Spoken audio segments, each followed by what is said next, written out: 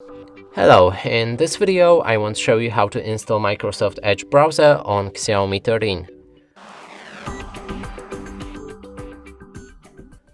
And to do this you will need to open a Google Play Store. Inside look for the app called Microsoft Edge.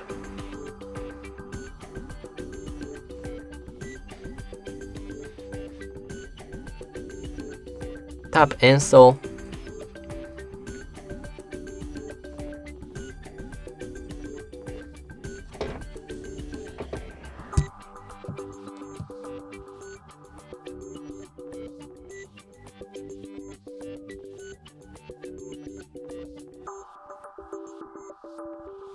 When it's ready, hit open, and now you can customize the browser by signing in to turn on synchronization. I'm gonna do it later.